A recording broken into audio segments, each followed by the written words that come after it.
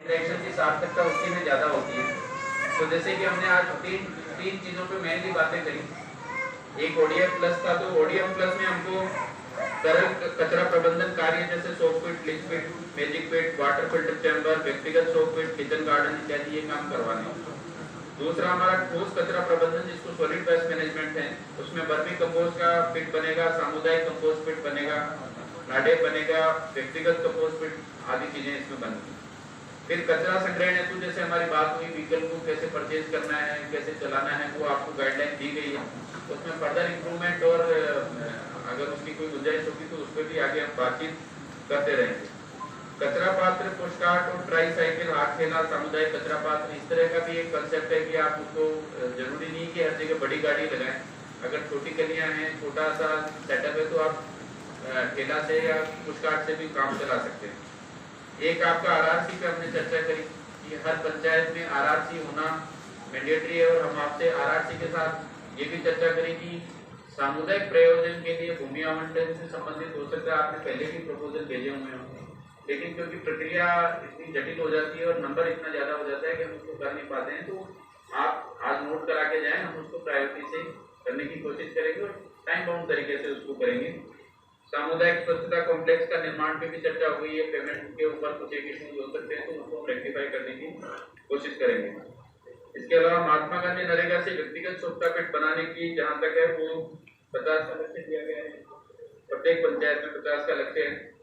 शौचालय तकनीकी सुधार, रेट्रोफिटिंग के कार्य भी इसमें लिए जा सकते हैं। व्यक्तिगत शौचालय निर्माण जो इंडिविजुअल हाउस होल्ड लैट्रिन बने हैं, तो ये इस तरह से कुछ एक एक्टिविटी हमको ओडीएफ प्लस में लेनी है। और मुझे उम्मीद ही नहीं, पूरा विश्वास है, जैसा आपने अपने ओडीएफ के अनुभव सुनाए कि आपने किस तरह से मेहनत कर करके रात को 4-4 बजे जाग कर इस चीज को किया, तो आपने जो सुझाव दिए उनको हम भी शामिल करेंगे और आप भी इस चीज को एक जन चेतना का मूवमेंट बनाएंगे, तभी होगा। क्योंकि आदत किसी व्यक्ति की है, बेहतरीन बुद्धि में भी हमने देखा कि आदत को बदलने में टाइम लगता है। आपने वहाँ गाड़ी भी घुमा दी, सारी समझाइश भी कर दी, पर फिर भी उसको कचरा फेंकने से बाज नहीं आ रहा, तो उसमें क्या क्या नए तरीके से हम उनको समझा सकते हैं। ये कई तरीके हैं। कई जगह पिछले एक्सपीरियंस में हमने देखा था कि हम वो कचरा उठाते थे तो फिर वो वापस, जैसे गाड़ी से फेंका तो गाड़ी में वापस से सामान वापस रख देते थे, किसी घर से फेंका तो वापस उठा के उसके घर में वापस रख के आते थे, और हाँ उसको उस कचरे को माला पहना के उसकी आरती करके आते थे, इस तरह से करते थे। कई जगह हम ढोल लेके जाते थे,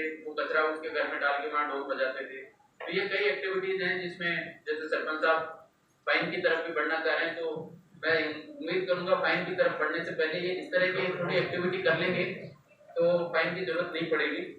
फिर हमारा हमने चर्चा करी हमारे चिरंजीवी में, आपने विश्वास दिलाया, और आपके विश्वास दिलाने के अलावा ही मैं कॉन्फिडेंट हूँ कि हम वो काम 2 अक्टूबर को जो पूरे राज्य में शुरू करेंगे, हम 2 अक्टूबर को उस काम को खत्म कर चुके होंगे।